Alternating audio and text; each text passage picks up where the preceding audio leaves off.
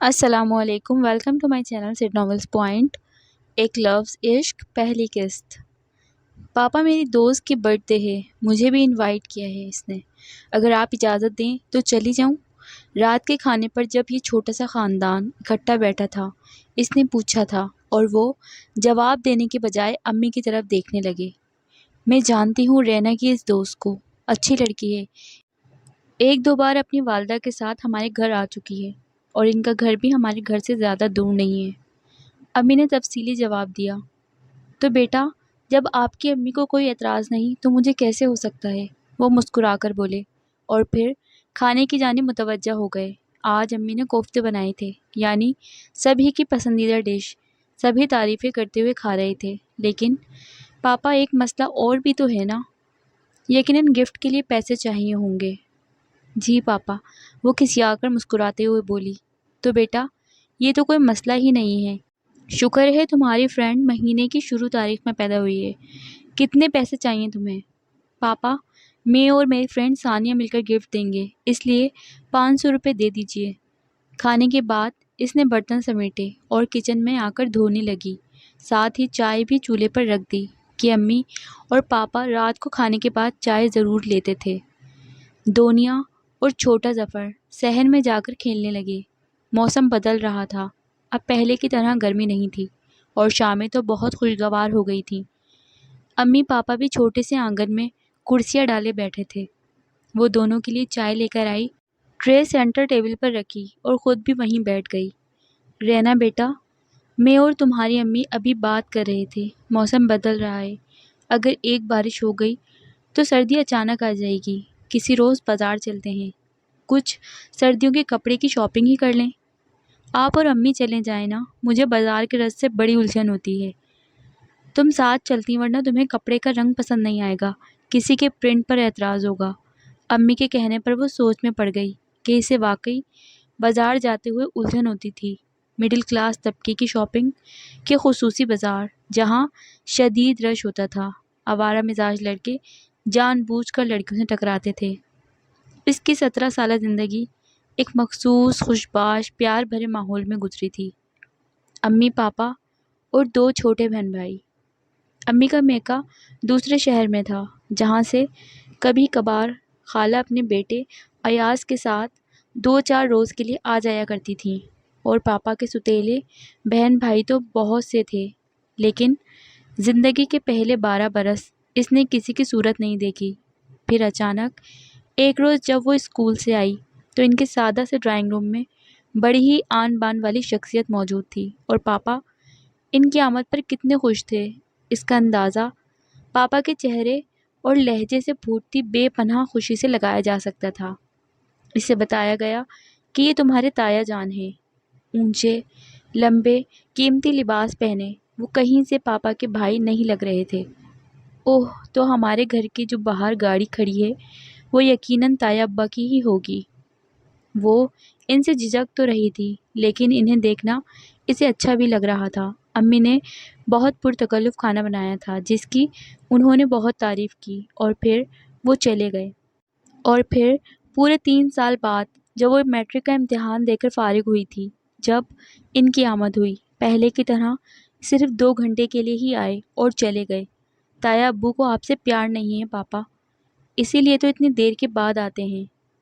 وہ بہت مصروف آدمی ہے بیٹا، اور پھر وہ میری طرح رشتوں کو ترسے ہوئے تھوڑا ہی ہے۔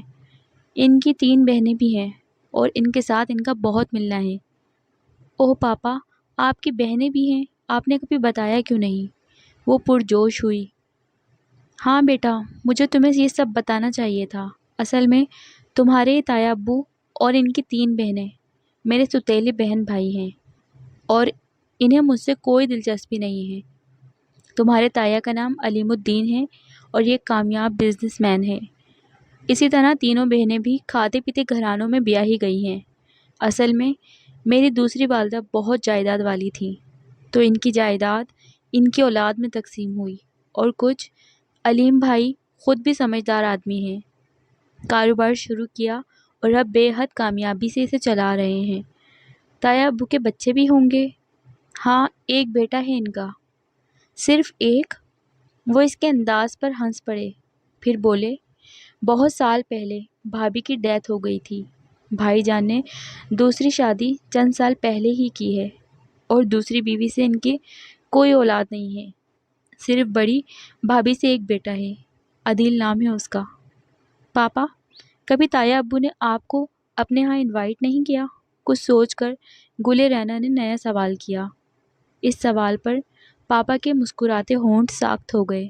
انہوں نے نفی میں سر ہلایا، پھر کچھ دیر بعد بولے، وہ بڑے آدمی ہیں بیٹا، اور کتنے سال تو انہیں میں یاد ہی نہیں آیا، اب جو آ کر مل لیے ہیں تو ہی ان کی مہربانی ہے۔ لوگوں کے اتنے رشتہ دار ہوتے ہیں، گرمیوں کی چھٹیوں میں کوئی ماموں کے ہاں جاتا ہے، کسی کے چاچا اور پھپھو چھٹیوں میں آ کر رہتے ہیں۔ ہماری تو بس ایک خالہ ہیں، ان کے ہاں بھی ہم اس لیے نہیں جاتے کہ امی کہتی ہیں ان کے مالی حالات اچھے نہیں ہیں، ہم جائیں گے تو ان پر بوجھ پڑے گا۔ وہ بھی بس کبھی کبھار صرف ایاز بھائی کو لے کر آ جاتی ہیں، حالانکہ ان کی 2 بیٹیاں بھی ہیں۔ رینا، تم کیا باتیں لے کر بیٹھ گئی ہو؟ کچن میں برتن دھونے والے رکھے ہیں، جاؤ دھو کر رکھو۔ امی کے کہنے پر اسے اٹھنا پڑا، لیکن وہ جانتی تھی اس کے کچن میں آ جانے کے بعد بھی امی پاپا کے درمیان اس موضوع پر باتیں ہوتی رہیں جو موضوع وہ چھیڑ کر آئی تھی۔ پھر 2 سال بعد جب وہ کالج کی اسٹوڈنٹ تھی اور پہلے سے کچھ سمجھدار بھی ہو چکی تھی، کالج سے واپسی پر گھر میں داخل ہوتے ہی چھوٹی بہن دونیا نے بتایا تھا، تایا جان آئے ہوئے ہیں اور آج تو تائی جان بھی ان کے ساتھ ہیں۔ ارے واقعی؟ وہ جلدی سے اپنے اور دونیا کے مشترکہ کمرے میں گئی، بیگ اور چادر اتار کر رکھی اور الماری کھول کر اچھے سے کپڑے دیکھنے لگی۔ جب وہ لباس تبدیل کر کے فریش چہرے کے ساتھ بڑے کمرے میں آئی تو وہ دونوں سامنے ہی بیٹھے تھے۔ تایا جان کی باروب پرسنالٹی کے باعث وہ تو سلام کے علاوہ اور کوئی بات کر ہی نہ پائی تھی، اور آج ان کے برابر میں تھوڑے کم قد والی سانولی رنگت اور نرم نقوش کی مالک جو خاتون بیٹھی تھی، یقیناً یہی تائی جان تھی۔ تایا ابو سے تو ان کا کوئی جوڑ ہی نہیں تھا، لیکن اگر تایا ابو سے الگ ان کی شخصیت کو دیکھا جائے تو وہ نرم مسکراہٹ والی اور اچھے دل کی مالک ایسی خاتون معلوم ہوتی تھی جن سے بات کرنا بالکل بھی مشکل نہیں تھا۔ وہ اٹھ کر بڑی محبت سے ملی۔ تایا ابو نے اس کے سلام کے جواب میں اپنا بھاری بھرکم ہاتھ اس کے سر پر رکھا اور کوئی بات نہیں کی۔ پاپا ابھی گھر نہیں آئے تھے۔ تایا کی ساری توجہ ٹی وی کی جانب تھی، جبکہ تائی اماں دھیمی آواز میں اس سے باتیں کرنے لگی تھیں۔ بھابھی کچن میں اکیلی لگی ہوئی ہیں، جا کر ہاتھ بٹاؤ۔ تایا ابو نے بڑی سنجیدگی سے تائی اماں کو حکم دیا۔ نہیں نہیں، آپ بیٹھیے تائی امی، میں جاتی ہوں۔ وہ اٹھ کھڑی ہوئی، کچن میں آئی تو پتہ چلا کہ کرنے کو تو کوئی کام ہے ہی نہیں۔ وہ لوگ اتنی ساری کھانے پینے کی چیزیں بھی تو لائے تھے۔ امی تو صرف برتن سیٹ کرنے لگی تھیں۔ پاپا کو فون کر دیا تھا، وہ بھی بس آنے ہی والے تھے۔ اتنا کچھ اٹھا لائے ہیں بھائی اور بھابھی جان، یہ پھل فروٹ ایک طرف، وہ ہم سب کے لیے کپڑے بھی لے کر آئے ہیں۔ تائی امی تو بہت اچھی ہیں، امی بے حد نرم خوب مہربان سی۔ ہاں واقعی، میرا نہیں خیال تھا کہ بھائی صاحب جیسے بندے کی بیگم اتنی سادہ سی ہوں گی۔ صبح جب فون پر تمہارے تایا ابو نے بتایا کہ بیگم کے ساتھ آ رہے ہیں تو میں تو گھبرا ہی گئی تھی۔ ابھی ماں بیٹی میں باتیں ہو رہی تھی کہ شاہدہ بیگم، تائی جان بھی وہاں چلی آئیں۔ آپ چل کر بیٹھیں بھابھی، ادھر گرمی میں کیوں آئیں؟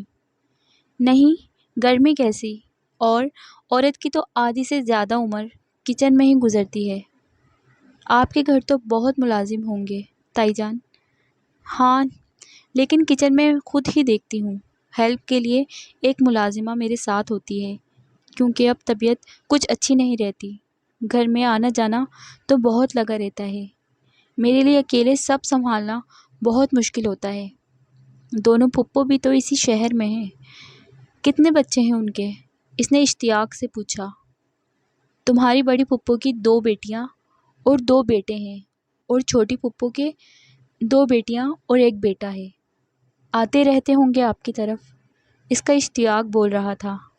ہاں، ان کے بچوں کی عدیل کے ساتھ بہت دوستی ہے، آتے رہتے ہیں، انہوں نے سرسری سے انداز میں کہا۔ پھر امی سے پوچھنے لگیں، فون پر بات ہوئی بھائی سے؟ کب آئیں گے؟ اور آپ کے چھوٹے بچے کدھر ہیں؟ نظر نہیں آ رہے۔ یہ تو اسے کھانے کی میز پر پتہ چلا کہ تایا ابو 2 روز کے لیے آئے ہیں۔ وہ تو اپنے کام میں مصروف رہیں گے، لیکن تائی جان ان کے ہاں ٹھہریں گی۔ شاہدہ بیگم عمر میں اس کی امی آصفہ کے برابر تھیں، لیکن امی کی طرح ان کے چہرے پر اعتماد اور رونق نہیں تھی، خصوصاً تایا ابو کے سامنے تو وہ کسی شاگرد کی طرح مؤدب اور سہمی ہوئی دکھائی دیتی تھیں۔ یقیناً تایا ابو کی باروب شخصیت ان پر بہت زیادہ حاوی ہو چکی تھی۔ کھانا کھا کر تایا ابو تو کسی ضروری کام کا کہہ کر چلے گئے۔ وہ گئے تو تایا امی بھی ریلیکس ہو کر باتیں کرنے لگیں۔ جو گفٹ وہ ان کے لیے لائی تھیں وہ سب کھول لیے۔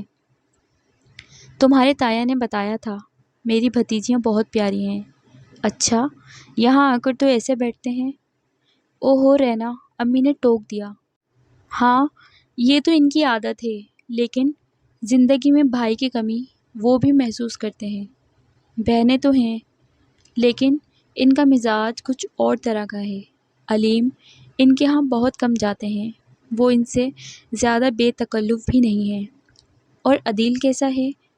کیا وہ بھی اپنے والد جیسا مزاج رکھتا ہے؟ آصفہ بیگم پوچھنے لگی۔ نہیں بھابھی، عدیل تو ان سے بہت مختلف ہے، بلکہ انہیں افسوس ہے کہ وہ ان پر کیوں نہیں گیا۔ لیکن بات یہ ہے، اکلوتا بیٹا ہے، لاڈلا بھی ہے۔ نہ صرف ان کا بلکہ دونوں پھپھیاں بھی اسے بہت اہمیت دیتی ہیں۔ چلو، وقت کے ساتھ ساتھ سنجیدہ ہو جائے گا، لڑکے تو ایسے ہی ہوتے ہیں۔ آصفہ بیگم کے کہنے پر انہوں نے کچھ سوچتے ہوئے دھیرے سے سر ہلا دیا۔ شاید انہیں دیورانی کی بات سے اتفاق نہیں تھا۔ چھوٹی چھوٹی خوشیاں مل کر کتنی بڑی دولت بن جاتی ہیں۔ وہ تینوں بہن بھائی اپنے اپنے تعلیمی اداروں سے 3 بجے تک واپس آ جاتے تھے اور 3:30 بجے پاپا کا فون آتا تھا، یہ معلوم کرنے کے لیے کہ بچے خیریت سے گھر تو پہنچ گئے ہیں نا۔ ہر چھٹی کے روز ان کی پسند کے مطابق کھانا بنتا، ان کے لیے معلوماتی کتب کی فراہمی، اپنے بچپن کے قصے، شوخی و شرارتیں، وہ سبھی کچھ تو شیئر کرتے تھے ان کے ساتھ، ایک باپ کے وجود کی بدولت، جیسے دنیا کی ساری خوشیاں اس کی مٹھی میں تھیں۔ غم کی آندھی اچانک ہی اٹھی اور اپنے ساتھ ساری خوشیاں اڑا لے گئی۔ روڈ ایکسیڈنٹ میں پاپا زندگی کی بازی ہار گئے۔ وہ تو ایک سکتے کے عالم میں تھی، کون آ رہا تھا، کون دلاسے دے رہا تھا، کچھ احساس ہی نہیں تھا۔ لیکن جب تایا ابو نے اسے سینے سے لگایا تو جیسے سکتہ ٹوٹ گیا۔ وہ چیخ چیخ کر رونے لگی تھی۔ صدمہ تو بہت بڑا ہے بیٹا، تم نے بڑا نقصان اٹھایا ہے، لیکن خود کو بے سہارا مت سمجھنا۔ میں تمہارے پاپا کا بڑا بھائی ہوں، تم خون ہو میرا، بچے ہو میرے۔ تایا ابو کی آواز بھاری ہو رہی تھی۔ پھر آنے والے دنوں میں کتنے ہی فیصلے ہوتے چلے گئے۔ گھر کرائے کا تھا، انہیں چھوڑنا تھا کہ اب آمدنی کا کوئی ذریعہ نہیں تھا۔ انہیں ابا کی پینشن ہی ملنا تھی یا کچھ فنڈز تھے، لیکن سرکاری کام اتنی جلدی کہاں ہوا کرتے ہیں۔ تایا ابو انہیں اپنے شہر، اپنے گھر لے کر جا رہے تھے۔ اس شہر میں خالہ بھی رہتی تھیں، لیکن ان کا گھر چھوٹا تھا، مالی حالات بھی اتنے اچھے نہیں تھے کہ وہ مستقل بہن اور اس کے زیر تعلیم بچوں کا بوجھ اٹھا سکیں۔ حیران آنکھوں، سہمے چہروں کے ساتھ وہ اپنا سب کچھ چھوڑ کر ایک نئے شہر بلکہ ایک نئی دنیا میں جا رہے تھے۔